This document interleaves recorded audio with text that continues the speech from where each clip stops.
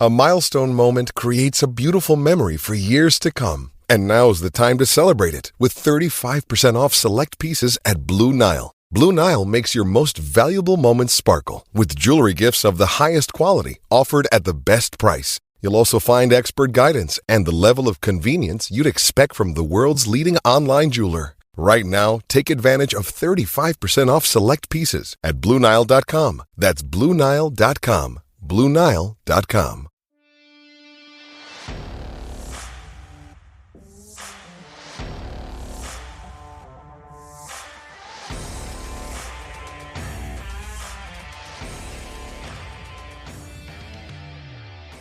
This season, there are 0 plays in Burley Bobcats playbook, 0, where the quarterback doesn't have multiple options. 0. We make them make decisions on the field. That puts the pressure on me to properly train them, to be able to feel comfortable in that setting. This multiple screen game that we're going to talk about, it's not easy, but boy, is it scary. It's scary for a defense to approach when you know that there's so many things that can happen on one play and the quarterback has the right to do any of those things. On this week's episode of the Passing Lab, we're talking screen game, and joining Josh as his guest is Cam Andersen, the head coach at Burley High School in Idaho. Josh, tell us a little bit about Coach Andersen. Yeah, Coach Andersen's been super successful in Idaho and has put out some great players and just some staggering offensive numbers also, a lot of records. And he does a really good job, not just with quarterback play and offensive scheme, but head coach-wise with a lot of the stuff he does as far as culture and motivation. So he's just a really good guest to have on the program. Give us a little overview of what we're going to hear today as you get into some of the things on screen game. Yeah, I think the really exciting thing is just he's doing some really innovative stuff with screens and kind of how they set up their screen game and being able to have quarterback reads that can get you out of bad plays with screens. There's also some good stuff about they use the Dan Gonzalez route tree number system, and he kind of goes into why they do that and what they get out of it, and that's really interesting, and even gets into like some screen run options. So there's a ton of stuff on today's show. Yeah, definitely going to want to have your notebooks ready for this one, and we'll be back after the interview with Josh's takeaways.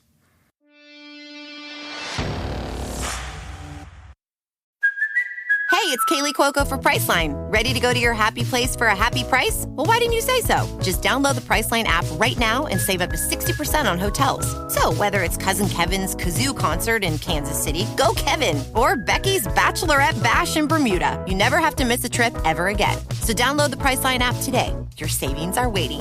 Go to your happy place for a happy price. Go to your happy price, Priceline. All right, I want to welcome everybody back to the Passing Lab. Another great episode. Just like every episode, we've got a great guest, but we're heading further west than we've ever been this time, so I'm super excited about that. We're heading to the great state of Idaho to talk to Cameron Andersen, who is the head coach at Burley High School. He's had some unbelievable stats and great players that he's coached. We've got a lot of cool things. I personally have been wanting to do a screen-heavy episode of the Passing Lab for a long time, and Coach Andersen has got some really unique, really cool screen stuff that you guys are going to love. So we're going to get into it and do a deep dive on some screens. So, Coach, just really glad to have you on the Passing Lab. Appreciate that, man. As they said, go west, young man. So, you're here. You came. It's good. So, yeah, love being on here. Loved everything you guys have done so far. So it's an honor, really. So tell us a little bit about kind of your passing game journey and your coaching journey, and we share some common influences like a lot of guys that I've had on the show, but just kind of give people an idea of kind of how you got to Burley and the things that impacted you as a coach as you're trying to figure out what kind of passing system you were going to have. Yeah, so I'm an Idaho native. I grew up in a really small town just down the road. They're an 8-man football school now, 11-man when I played. All I've ever wanted to do is be a coach, even since I was a little kid. Both my grandfathers were coaches. In fact, in my hometown of Murtaugh, there's 2 gymnasiums. One is the Andersen Gymnasium, and one is the Holst Gymnasium, and those are my 2 grandpas. So it's kind of how I was rooted and growing up. It was being around it. Many coaches in my family, educators. So that's what I wanted to be ever since I can remember. I injured my back when I was just coming out of high school. Nothing crazy. I'm not in a wheelchair or anything, but enough to where my role was shifted immediately to become a coach as quickly as possible. And so when I was 19, I started to be an assistant coach, and I got my first head job when I was 24 and been a head coach ever since. I'm 42 now. So I coached 8-man football in the beginning just to trying to get my feet underneath me and build some credibility. Did some really good things there, and then moved on to Gooding. And I love to take on reclamation projects. I like to take situations and make them our own based on our foundational culture. I'm a big proponent of foundational culture and coaching with true intent based behind that. And so we went into Gooding and took over a wing T forever team that hadn't been in the playoffs in 30 years. Very, very few winning seasons in that stretch. No, they had been to the playoffs. They hadn't won a conference championship 30 years. And year one, we had to slowly adapt. We even ran versions of Wishbone because that's what the personnel dictated. It takes time to train a quarterback. Year two, we did a little bit more. Year three, a little bit more. By year four, we won the conference championship, got to the semifinals. We coached in state championship games. We won lots and lots of really good games, but impacted many, many lives on that path. We've been known, like when people talk about what we do, throwing the ball and stretching the field is one of the first things that comes up. We were one of the first to use really, really fast tempo. 2015, we were down to 8.5 seconds between plays, which is really, really fast. That's fast. And so early on, I wanted to study how to get better. And there was some guys like Keith Grabowski, like he did some really good things on simplifying. If you want to go fast, you got to be simple in your terminology and your credence and all those types of things.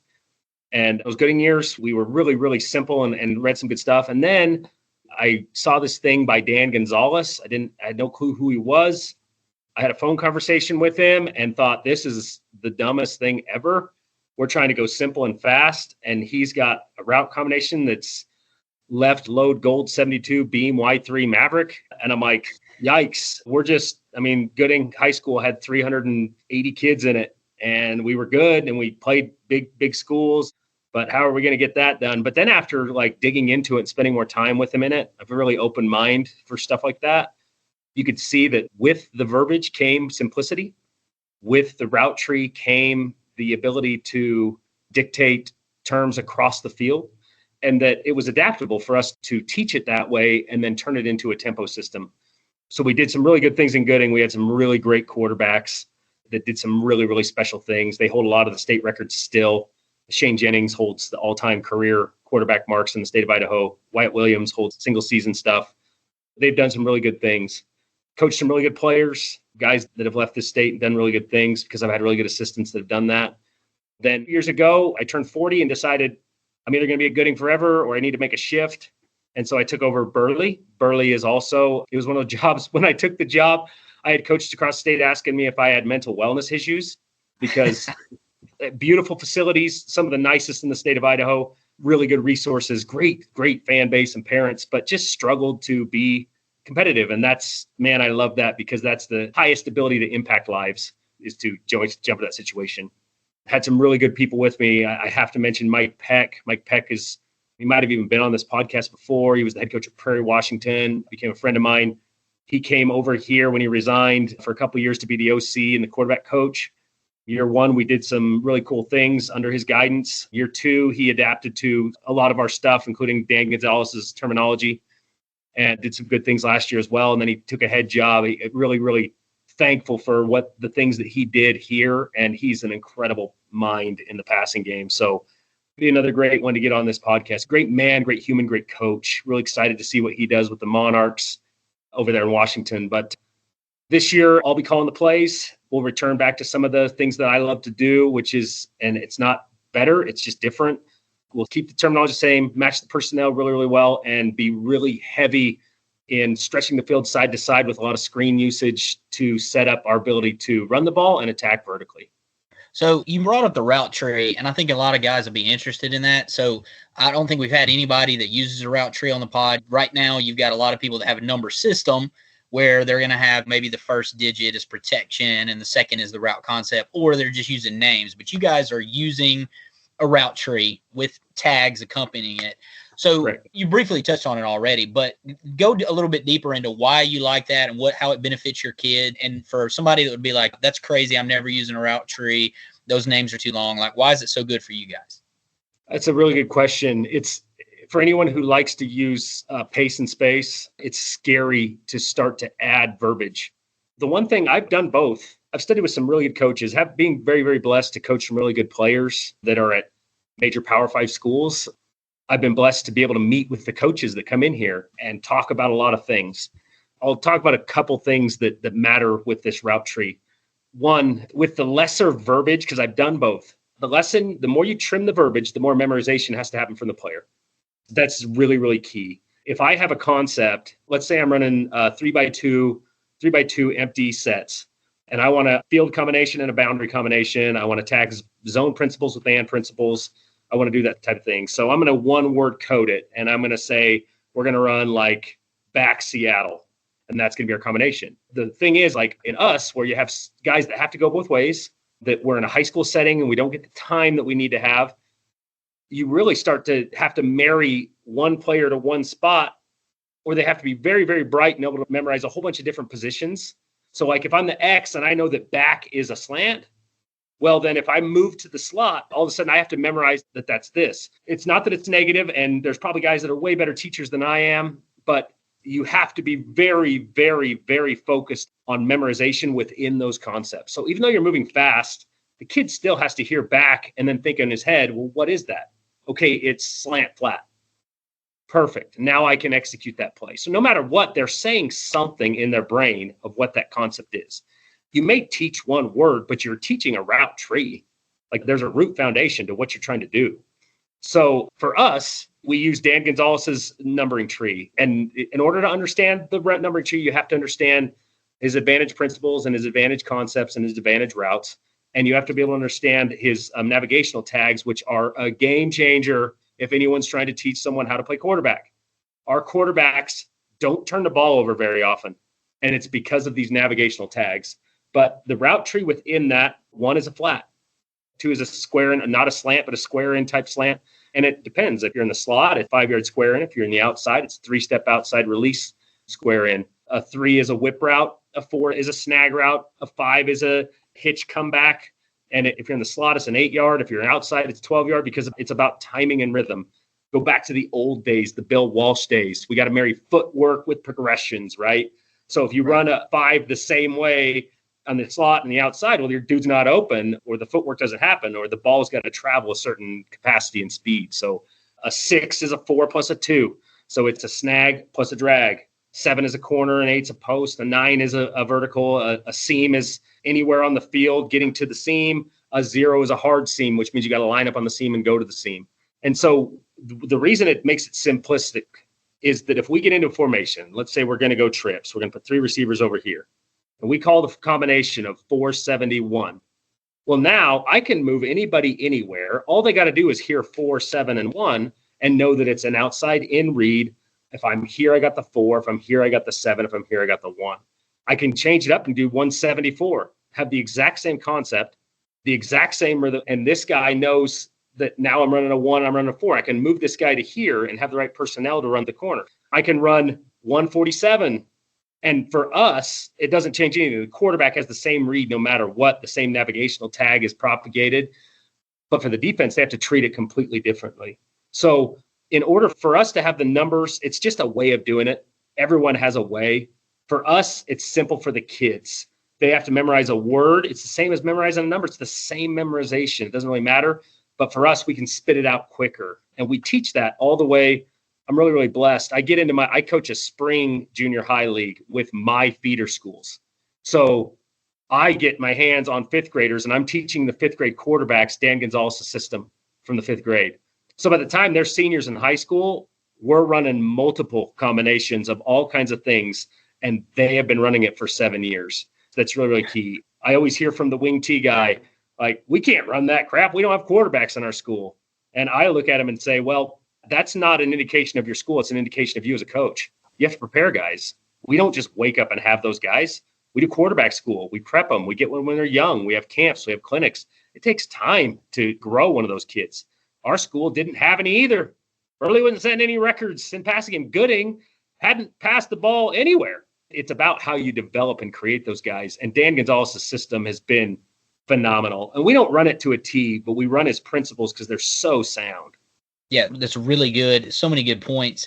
I think what you're saying about development, man, that's so true. And you caught me on the right day because I had a conversation literally today about this. But wing T, nothing against the wing T. I'm not saying anything bad. What I'm saying is, do we have a lot of kids today that can run the ball like a tailback, can fold inside and block an inside linebacker, can block down on a 5 technique, or can go block a walked up nickel star outside linebacker, can catch the ball? Like, we're asking a lot for wing T offenses too. I mean, like, this assumption that just everything, it's all about what you can teach and what you can develop in your kids and your program. There's nothing easy. It's not just, shake and stir and you have instant offense anymore, because there's a lot of kids that want to catch the ball, and there's not necessarily kids that want to do all the stuff that we ask of wing T slot backs now. But that's another conversation for another day. Like, there's guys in our state. Tyler Richens has won like 150,000 state championships as a head coach, and he's running the wing T and does it so well. And we've had these discussions, but like, as he started to develop his quarterback more, multiples started to come like crazy. And the wing T, there's nothing wrong. Like, if that's what you teach and that's what you do, and you can do it well with your kids, certainly don't switch to what we're doing. Like, keep doing what you're doing. But for me, this is what I teach. It's what I'm passionate about. It's what I want to do. And probably the biggest root, when you talk about like what you're asking wing T kids to do versus spread teams do, when you get to the root of that argument that happens between spread and wing T coaches, one of the big arguments is just the fear that comes with throwing the ball. The 2 things can happen, or 3 things can happen on every play, and 2 of them are bad, or whatever the saying is. It's tough for me to look at my quarterback in the eye and say, you know what, I trained you for 7 years, but I can't trust you to make a decision on the field. Like, if that's the case, then I just did a really poor job as a coach. Yeah, that's a great point. And when you get into the development over the course of this, trying to develop a quarterback and figuring out who it is, and now we've got, I don't know how it is in Idaho, but I know a lot of coaches listening, you've got a constant transfer portal going on in the high school ranks, but developing a relationship really early with those guys can only help you. And it helps a kid know, you know what, I've got a chance to be really successful in this system. I already know the system. I can come in as a freshman or a sophomore and play and know. Whereas if I go somewhere else, I don't necessarily know the system. It's going to be completely different. I know this isn't a development podcast, but I mean, or topic that we were going to discuss today, but there's big keys if you're going to do that. If you're going to start young, then you better be based on trust. And what I mean by that is, like, when my quarterbacks, I could have Mac Jensen. He's going to be a senior quarterback for us. He'll be year 3 in the system. He's going to do some really big special things this year. But I could have him walk in right now, and if you said, you walk off the field, what does Coach Andersen ask you? His answer will be, what did you see? Like, much like someone who runs the veer, the minute you start questioning the read of the quarterback on the veer, especially at a young age, the more you put doubt in their mind for their ability to make decisions. And it doesn't matter what you say or what you do. Like, in order for a quarterback to be able to execute anything that you're doing, they have to make a decision. They have to make a choice at some point. They have to decide, I'm going to throw it here because I saw this. I'm going to do that. And if they have doubt at any time, then they are going to get sacked. They're going to hold on to the ball too long. They're going to go away from their fundamental processes that you worked so hard every day to ingrain inside their head. They're going to go away from a lot of different things, and they're going to get doubt in themselves, which reflects doubt on their teammates, depending on their personality mode. So we start from the 5th grade year. We are really careful about, like, teaching it and making questions part of what we do. Ask a lot of questions. I never, and in practices, we encourage interceptions. Like, quarterback, you better be throwing picks in practice. You better be throwing picks in 7-on-7, because you're not challenging what you can do. Right. And then the first question always needs to be, what did you see? Not, why did you throw that? Why did you do that? Never ask why, because they don't have the answer. And they were trying to answer that question with bullets in their face. When you are getting grilled by someone and someone asks why, what do you do? So what does a 15-year-old kid do? You always ask, what did you see? And your tone will dictate a lot. If you look at them and say, what did you see? Well, that's a problem. Now you've lost trust. So we have to be very, very intentful in how we talk to our kids. We have to speak with intent consistently about, what did you see? Well, I saw this. And guess what? If you coached it that way, you're going to have to live with it. If you didn't, then you need to be able to discuss it in a manner where they're able to come out of that with trust so that they can be able to execute what you need to do. Yeah, that's fantastic. That's really good for anybody coaching quarterbacks. And I know that's going to be something that I'll constantly, and taking notes on that, that's something we all need to reflect on a lot. It's the hardest job in sports, and we're asking, a teenage kid to do it. Especially when you do stuff we do. Right. This season, there are 0 plays in Burley Bobcats playbook, 0, where the quarterback doesn't have multiple options. 0. We make them make decisions on the field. That puts the pressure on me to properly train them, to be able to feel comfortable in that setting. This multiple screen game that we're going to talk about. Guys, it's not easy, but boy, it's scary.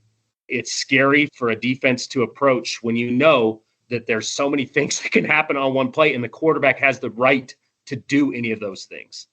So you brilliantly segued right into it. Like, let's go into it. So with screens, you've got these normal families out there. You've got jailbreak screens. You've got slow screens to the back, maybe middle screens. And guys may have a couple different ways that they divide it up. What's interesting about what you guys are doing is what you just said, which is that you're giving the quarterback options and bailouts in your screen game rather than just saying, hey, we're going to throw a tunnel screen or a jailbreak screen. I hope they rush. I hope we catch them in a blitz or whatever. So this could really go deep and we could go too long, but let's kind of just walk through. It's ball, brother. Concept. There's no too long in ball, brother.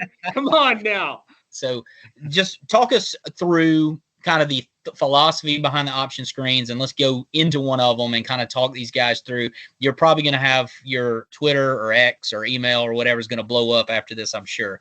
But that's okay. You always have plausible deniability if there's somebody you don't want to talk to. So talk us through an option screen or a combo screen or whatever you call it for your quarterback and how you guys set one of them up. Yeah. So first is the roots of it. I don't know. Everything in football is stolen.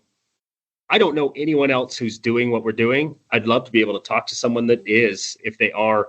This summer, like in our scrimmages, was the first time we unleashed it. And I can tell you the success was greater than what I had hoped in a lot of those looks.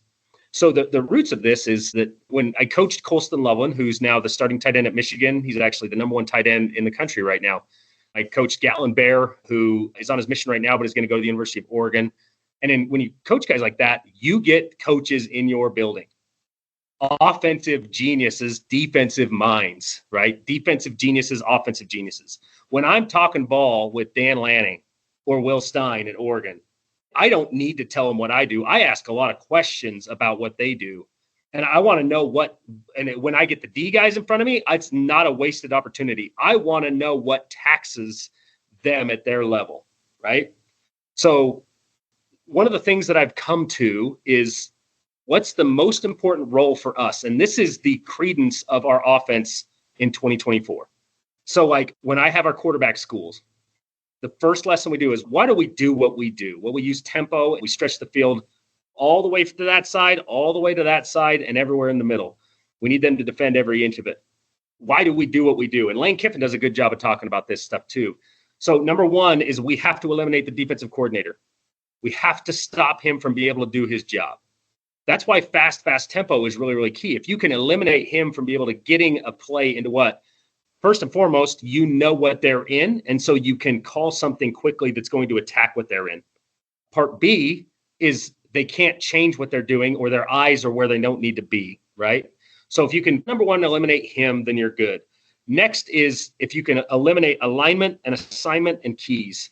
That's what every defense coordinator wants. He wants pursuit behind alignment and assignment keys. Where do I align? What's my job? And how do I act after the ball is snapped? So everything we do is dictated on that. So when I bring that up to defensive-minded guys, what do they say that they really, really dislike or that gives them problems? Well, most of the guys on here are coaching high school kids. They don't talk to each other, especially when they're supposed to. Really, really good defenses do. So we have to create the capacity for them to communicate immediately. So motion and movement. And you'll see that is taking over the game. I studied a lot of guys from the 49ers to the Dolphins. The Dolphins are doing really, really cool stuff. I spent a week with Florida State this year with their coaching staff. Really, really good stuff. So they're using fast movement that can be partnered and packaged into one little thing that changes what the defense has to do and where their eyes go. So we've impacted alignment and assignment with one thing, quick movement, right? And then keys is all about like, how can we make them run all over the place to lose those things that they have been repped till they can't get wrong. We have to create capacity to make them do wrong by all the things they learn to do right. We want them wrong by being right. So when we combine all that stuff, I slowly over the years have started to develop these things. I studied guys like Andy Reid. I love Andy Reid and Shanahan do with their tight ends. And I had Colston Loveland. So I'm like, I've got to study how we can get this kid the ball because nobody's going to let him touch him. We're in Idaho, and that dude's going to the Big Ten. So, like, how do we get that kid the ball when everyone knows who he is? He's a foot taller than everybody. He's stronger, faster. What do we do? So, really good things about, you'll see Pat Mahomes do this in a play. We're going to fast motion this back. We're going to have a back coming across our face. We're going to get eyes and movement and flow dictated to all these different directions. Then we're going to hit the tight end in the middle of the field. We had a lot of good success with that. The only thing I didn't like is I would be studying film afterwards, and I'd be like, man, we did tick motion, so tick is our fast motion. Anybody on the field can do it. So now we've adopted some of those things like the Dolphins are doing. If I call Y tick, he's going to line up tighter and fast motion. He doesn't have to do anything special. He's going to run the play, whatever he's going to. If he's going to run a corner, he's going to run a corner. He's going to fast motion to that spot. So now we've changed the picture for him. So I'm ticking the back out of the backfield. We're sending him to the left so that we could set up this middle screen. And I'm watching film, and what did I see when I motioned him to the left? What did I see, Josh? You're actually asking me when he motioned to the left? Yeah. Yeah, let's talk ball. Who went with him? Nobody went with him. That's exactly right. Like, right. We just set this dummy screen over here, and it still worked. But if we'd have flipped the ball to him, it's yard. Like, he'd still be running if it wasn't for the back of the end zone. He'd still be going. Like, what are we doing? We're going to send the back in front of us, and he gets hidden in that mess and that mesh. So we did tick screen, and that guy flowed with it. This guy's coming out. Our quarterback is eyes to the quick, eyes to the narrow, into the middle. And in the middle's there. But I'm watching film, and I'm like, dude, that second guy was wide open. And so I really started to study with these guys, like, how can we create the capacity where all of these things are options? And how can we do it in a way that it doesn't gum up our terminology? And how can we do it in a way that the quarterback can read it? So we did a lot of quarterback school on this offseason. Our guys are ready to go. And we have a multitude of fast, intermediate, and slow screens. And you can pair as many as 3 of them together as long as you don't pair a slow with a slow or a fast with a fast or an intermediate with a fast or something like that. So you have to be able to pair something very, very quick with something that takes flow with it and then something that your offensive line is set up. Well, we don't have to worry about our linemen being downfield because all of the first 2 happen behind the line of scrimmage. And the third one does as well. So we can allow our offensive line to go the same screen rules. They don't know anything. They hear that it's screen. All they need to know is it the tackle and the guard going to the tunnel? Is it the guard, center guard going to the middle? Is it the center guard tackle going to the slot? That's all they need to know. They just need the code word that's about. They don't even care that there's tick motion and a swing with it. So that allows us to build a screen system where our quarterback can get read keys that are pre-snap to action to slow. Because if you attack the perimeters with both, and both those options are shut down, Josh, who's left in the middle of the field? Well, there shouldn't be anyone. You shouldn't got be one anyone. guy, maybe. And that's the results that we saw from camp. And again, we're going to address this in the season. We did slow things. And not only that, you can pair double if your quarterback's not ready. We did this at the beginning of camp. I called a 3 screen. He didn't get his eyes right. I hadn't coached it well enough for him yet. Hadn't really good film on what we want him to do. And so we paired it off to a double screen. First time we called that, it scored a touchdown. And then by the end of camp, we were able to bring back the 3 screens. And he had his eyes where he needed to. He saw on film what he was exactly looking for. And he was able to execute that at a high level.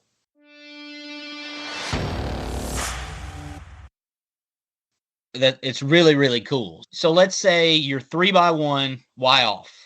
Okay, you're with me. And I want to talk to you and make sure that I'm good and I'm kind of getting what you're saying. So you're 3x1, Y off.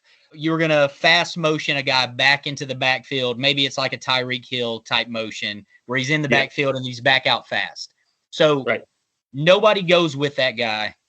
Option 1, I can throw that guy the screen. Nobody goes with him. It's clean. All right. So that's first read. So that's your fast read for the quarterback. Okay, then you have, let's say, the Y off that you've got, whether he's a Y or H or whatever the letter is. That guy's a middle screen? Depends. It depends what personnel grouping you're in. If you're an 11 personnel, then you can have your tight end who's attached be your middle screen. You could have the slot run a slot slow screen up the middle, or you could combine it with an outside tunnel screen where your back is running a swing.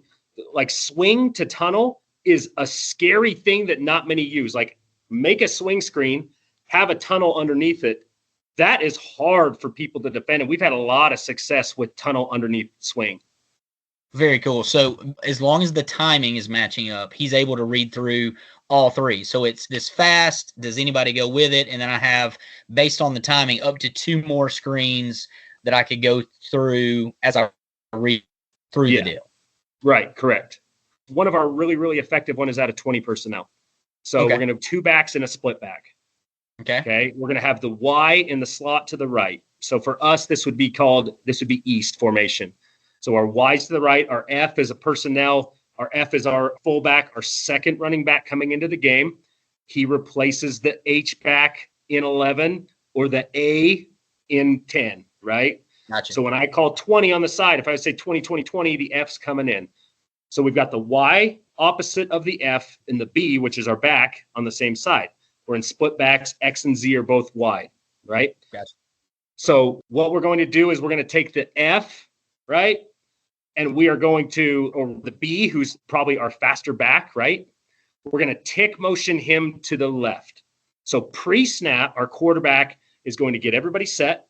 He's going to make his hand signal to the B. The B is going to disappear behind him and like a rocket go from right to left. When he does that, the quarterback's eyes are already pre-snap looking for how they're going to dictate and read that movement, right? We're watching for any type of flow that's going to make the numbers wrong. What makes the numbers wrong? Well, we have 1 wide receiver out there. So if we throw that swing screen to that B off of tick motion, well, then there couldn't have been anybody else out there or the numbers are even and we're dead, right? Gotcha. But if they've evened that number, we've now created numbers to where we need to have it, right? So immediately we're going to do that. We're going to tick motion. If that outside linebacker disappears with him, well, then we know our quarterback watching that as he is snapping the ball knows that that's a dead combination. His eyes are there right off the snap to confirm, and then they're moving to his second read. If we send that guy, he passes him, he taps him on the hip, he looks up, nobody's moving, the free safety is rolling, well, that's a live ball that we are going to take. Because that backer is going to have to come from space. The safety's got to come from depth. And we have to trust that our X wide receiver is going to be able to pick up that man block in that situation. Right. So we saw that in camp. We threw that a ton for guys unwilling to take their linebacker and send it to guys that were rolling safeties over the top. You see that a lot in this new 3 high safety cloud look that everybody's running, right? They're trying to roll safeties to this. But a lot of times those safeties are playing at depth from 7 to 12. We'll take that. We'll take our running back in space because we're getting rid of it really, really quickly, right? But what starts to happen is they start to extend their backer to that because you will abuse them a little bit. We might not score every play, but we're getting 5 to 7 yards. Tell me an OC that's not going to take 5 to 7 yards on first down. They just don't exist, right? While that's happening, so now we got the F is on our left. On the snap of the ball, he is going to come across the quarterback's face and leak it out to run a swing screen to the right. Right? Gotcha. So that's one way we could do it. It's one way we could do it. As he's leaking out to the right, he's running that swing, the quarterback, so his eyes were dead, the linebacker extended with the tick motion. We teach him to put eyes to flow, not to man. The biggest mistake our quarterbacks made in the beginning was once they got off of the first read was to take their eyes to the running back. The running back is where he is. We don't care about that. We need to know what is happening with the numbers. Well, for us, there's 2 wide receivers out there, because we're in a 2 wide receiver set out there. So they have to bring a third at backer level or we're going to run a swing. And I know D guys are like, well, that's 5 yards and a bruise. Okay, I'm good with that. I'm good with 5 yards and a bruise, right? But it depends on what we pair with it. Now, with this application, we have to pair a slot screen if we're going to have 3, right? So we're going to call that a slot screen. He's going to do 3 steps up, showing block, 3 steps back, and then disappear into the middle. Everyone runs a version of this, right? So now our eyes have to be the flow of where did that linebacker go that was on the number 2. This is how I have to teach it. We did really well on this once we got our eyes right. So our quarterback's eyes go from the left straight to the number 2 linebacker in that set.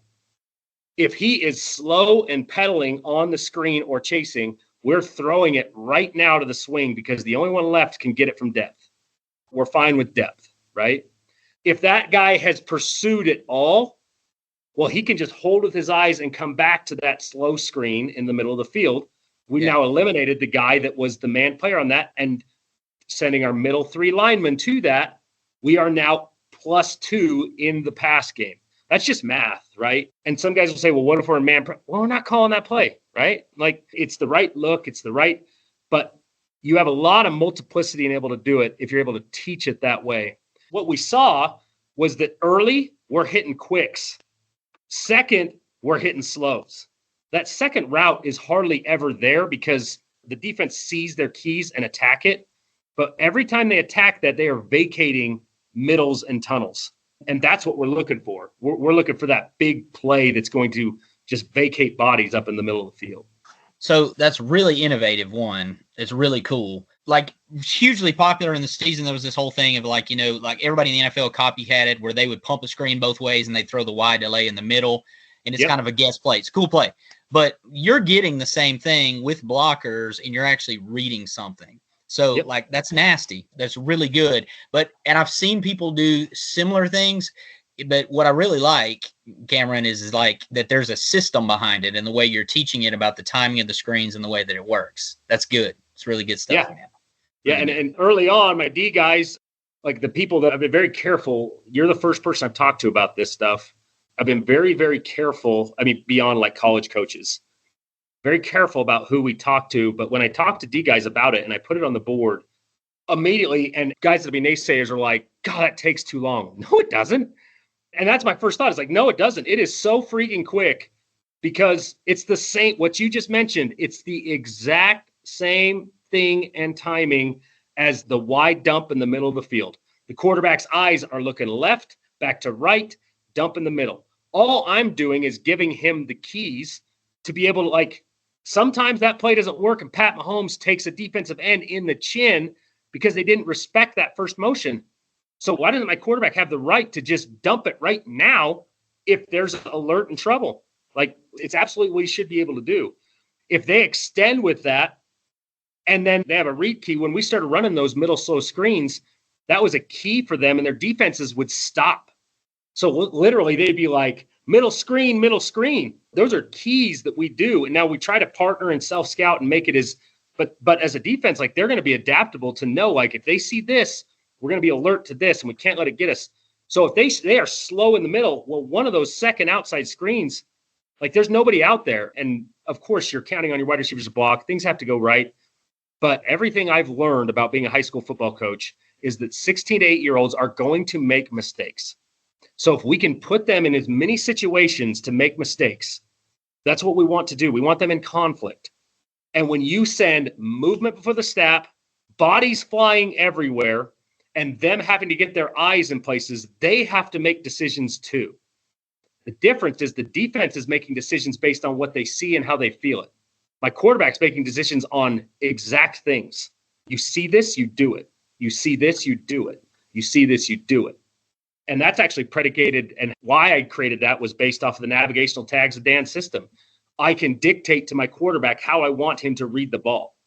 So when I give him a navigational tag on screens, or how I want him to do it, he knows that there's exacts that are having to come with it. And so far in 11-on-11, full contact, full pad, with some preparation of defense against us in doing it, what it did was, like, the last 5 plays of the scrimmage, no matter what we did, the defensive coordinator was on the other team was screaming what?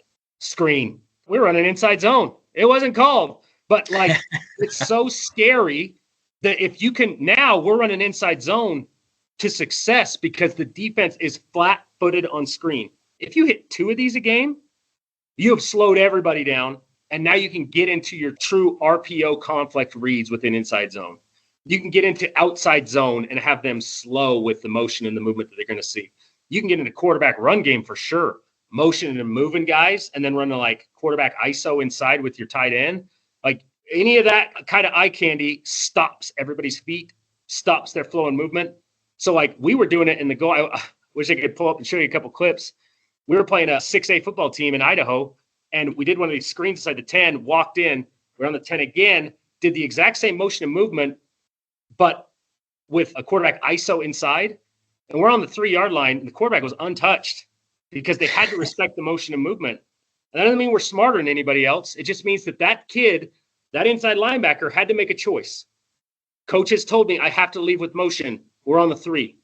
Well, now there's motion and movement. I have to make a choice.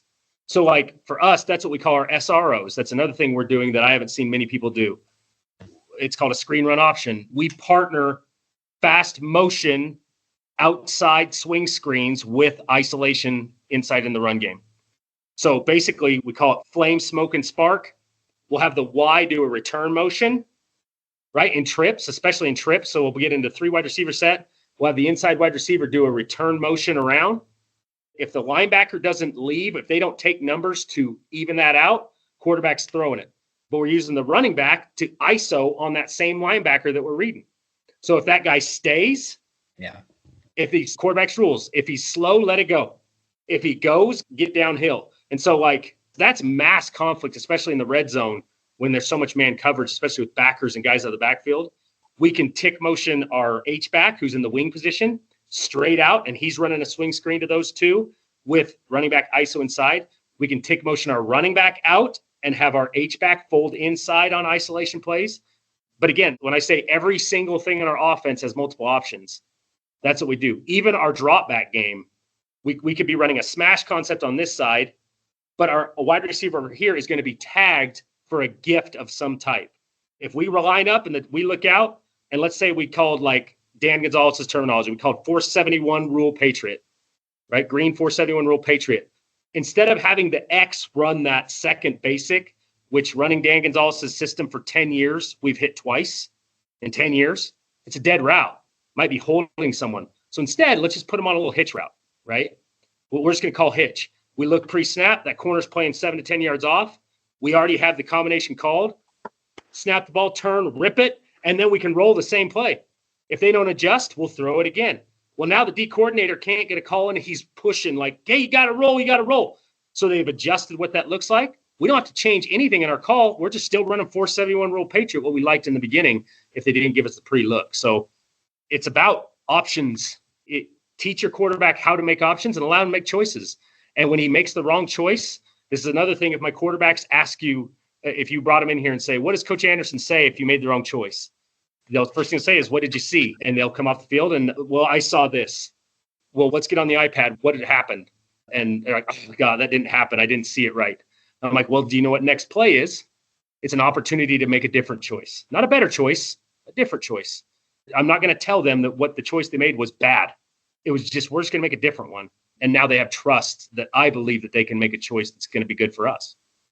Yeah, that's just good coaching. The SRO have done a little bit of that. And guys, it's so good. It's so easy. And one thing I would just add to piggyback, like a lot of times you don't really have a great backup or third string guy in a lot of high school programs. Hopefully you're developing them. You've got guys and you end up with a skill type player or some type of wildcat type thing where there's no real passing game. That gives you a passing game with a guy that you're still trying to run. They still have to cover down. They still have to cover screens outside, and you still have that inside running game. So that's a great idea. If you guys, hopefully you're taking notes on that, because that's really good stuff. Yeah, what you just said is so crucial. My last year coaching in Gooding, we had a different quarterback than I've ever had before. His name's Curtis Atkinson, really smart kid. He was 6'2.5", 255 pounds, and his butt was this wide. And it was beautiful. Like the thighs and the legs, and he was untackleable. He could throw the ball when he needed to. He wasn't an elite quarterback like we had before with arm strength. We ran SROs so frequently because for him, he's downhill running, or it's an easy throw to the swing if they want to make the numbers right. Because listen, even if they're tied in the run game and you have an elite athlete back there running the ball, then you have the advantage. So if they're going to make the numbers wrong for you, then they're right somewhere.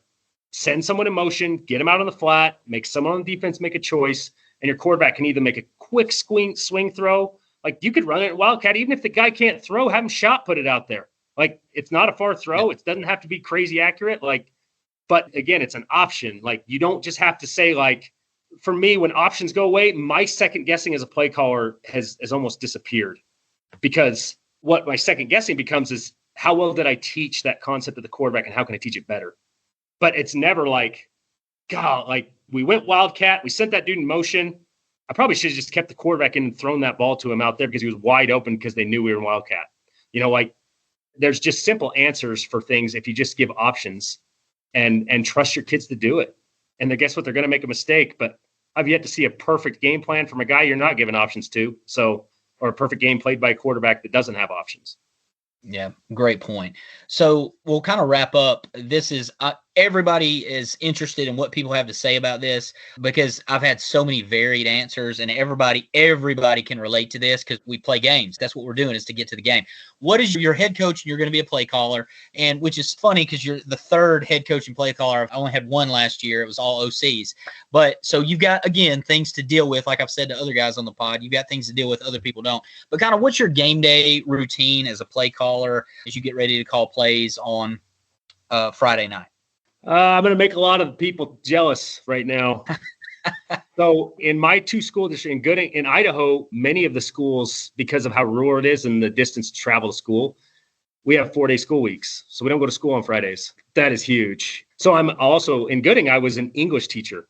I teach today, still teach college English, and I taught high school English.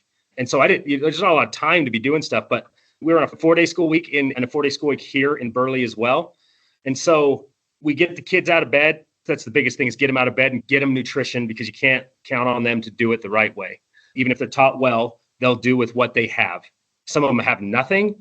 Some of them have a sausage biscuit at McDonald's. Like we want to get the fuel right. So we'll have a team breakfast and then we'll let them go throughout the day. Well, then I have the day to really go through those types of things. To me, on game day, if you're making mass adjustments in what you're trying to do, like it's a disservice to the only thing. Like in Idaho, our JV and freshman games are played the night before. So sometimes you can get some keys or some clues to what the other team's going to do. So like for me, there's a lot of guys with scripts that say like, hey, I'm going to run these 10 plays to open, and this is what we like. So what we practice all week. I do instead what I call a hit list. I have 20 plays in my mind that we have repped like crazy all week. At some point in the first 10 plays, I'm going to rep that hit list because when you run really fast tempo and you run really spread, like the only thing we formations, like I'll get into quad stack. And so like when you do stuff like that, then you never know truly what the defense is going to do. So early on, I could say like, I'm going to run this script. Well, you might go 3 and out 3 straight times before you're still on play 9, right? You haven't hit your 10 play cut up on that script. Instead, I'm going to call 20 plays or the things that I like against the look that we see in there. And some of those 20 I might never call because of what they end up doing. And some of them might have thought coming into the week, like, hey, we might only call this like once. And I might call it like 10 plays in a row. All echo calls like crazy. I have no pride when it comes to getting yards. So I really like to dig into looks. One of the things I love to do is I have a piece of paper that has just the 5 offensive linemen and it's broken to squares. And so when I have time, I'll sit down at a computer and I'll go through the game films I have of the teams that we're playing. And like formations, I will draw it up on that sheet, draw the play call, and draw the defense against it. So I know what the defense looks like as their base against a lot of things. And then I'll just start watching film. And when there's a new formation that we run that I see, I'll draw it in another square. So I'll get like 2 pages of squares added up. And when they replicate a play, I'll put a tack mark in the box. And I can start to see like, oh, against this formation, they really like to do this a lot. And sometimes they did this. If I'm calling a play, what do I like against that? So I can really get formationally based about when we're in this look and we do this thing, their prevalence is to do this. So I really like these things against it. So now I don't have to, for one, another weird thing, I don't use a call sheet. I have one of those photographic memories. So like, I'm just on the field. I'm just rolling through stuff because I know what I like and I know it. And I actually will just yell the play out loud. the whole play.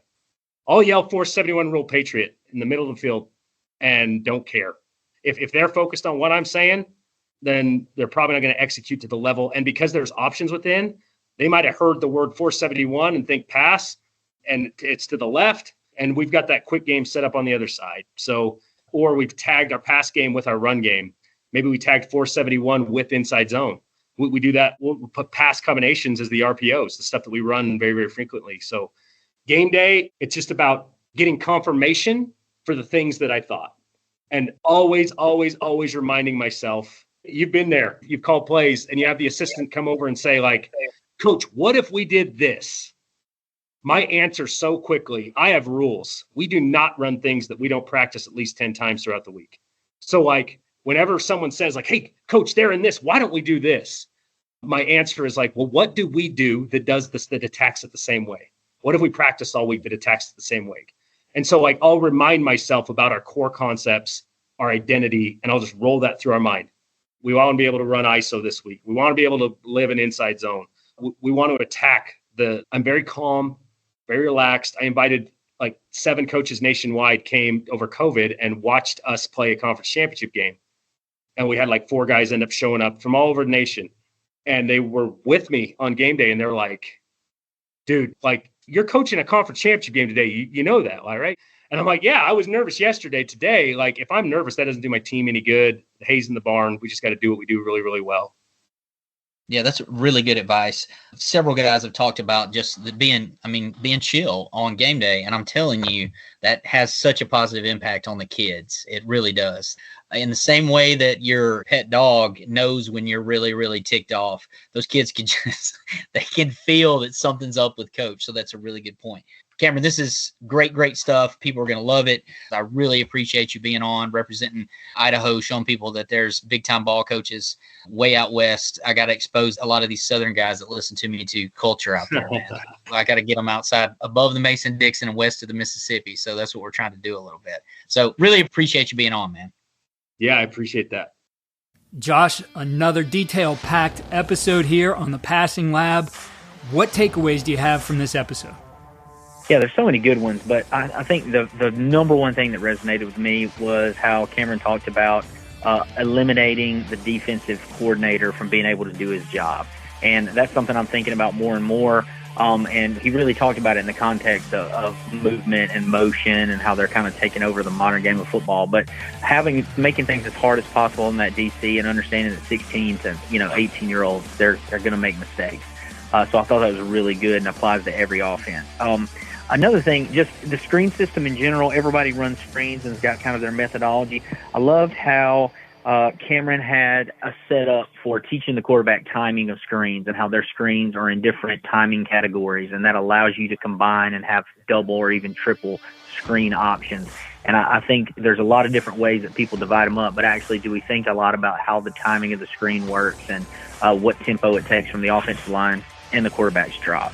And then the third thing, a lot of the stuff about just being a quarterback coach myself, a lot of the stuff about the demeanor that you should take with quarterbacks, especially young quarterbacks, and asking. I love how he talked about don't ask why, ask what. And you don't want to take away because of your questioning or how harsh it is or your demeanor. You don't want to take away their ability to process and make decisions and make them scared to do that. So I think that's something that quarterback coaches can take as well. Been a great series so far, Josh. We got one more ahead of us here to wrap things up for the Passing Lab Season 2. Thank you again for all the work that you do. Yeah, thanks, Keith. Be sure to visit coachandcoordinator.com and check out the 10% Toolkit, which highlights our partners and some of the offers they have to you as a listener. The link to that is in the show notes. Follow all we're doing at coachandcoordinator.com and follow us on X at Coach K. Grabowski.